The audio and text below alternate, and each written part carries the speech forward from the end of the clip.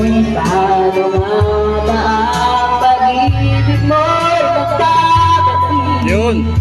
Bakit ko na nasaktan kita ng lagi? Malinaw eh. At sinabi ko sa'yo na